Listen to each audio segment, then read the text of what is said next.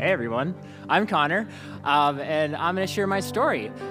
So growing up, I grew up going to a Lutheran church, and our family was really the family, like we went every Sunday. If there was a church event potluck, we were there. And so one of the things growing up that I remember when I was really young was there wasn't really much kids in our church. I remember it was kind of my brother and then a few families, and so when we were kind of in the younger area, it was like we had Sunday school, and then probably towards the end of elementary, it was like there wasn't really any more Sunday school just because it was just me and my brother. And so one of the biggest misconceptions and things that I learned kind of growing up was like me and my brother were kind of like the small percent of young people that believed in Jesus and God.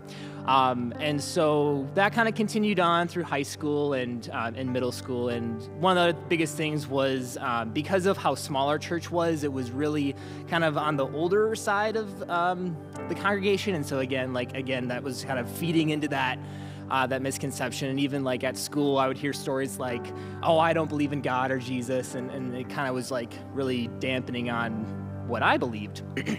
And so, and I've just kind of made my own beliefs and thoughts, and like, sure, I learned a lot of things, like I knew that Jesus loved me and God loved me and all these things, and kind of this head knowledge, but, Sunday was church, and then my Monday through Saturday was like, yep, that's just me. I'll do my own thing. I'll go to school and do that.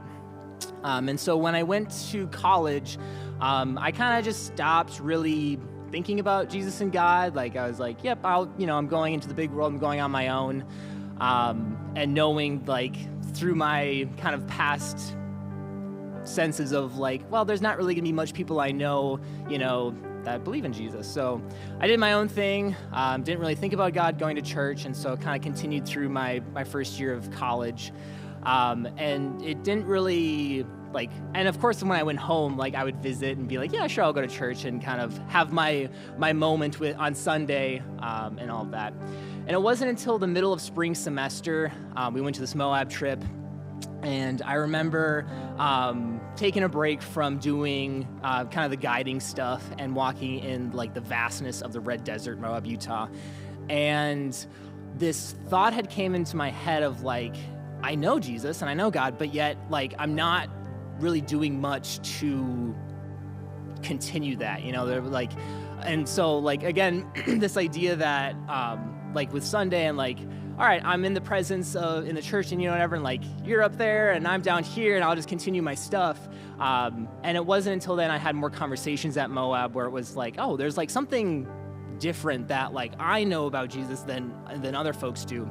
And so I remember talking with some of the folks on that trip and being invited to come to PV and H2O, and it was so cool. It was there is this different perspective of relationship that I hadn't experienced.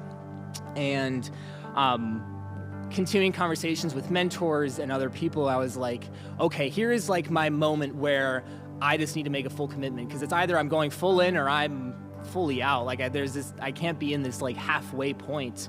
And so that spring I got baptized and I committed my life to following the Lord. And since then I've learned so much. The biggest learning things is having that relationship aspect of it, where it's not only can I, have that moment on Sunday and on Monday, but also Tuesday and Thursday and Saturday, and then throughout my entire week, where at any point in time, whether it's I'm feeling anxious or I'm feeling joyous or whatever it might be, I can just stop where I'm at and just be hey, what's up, Jesus? I'm there, he's there with me. And that was so cool.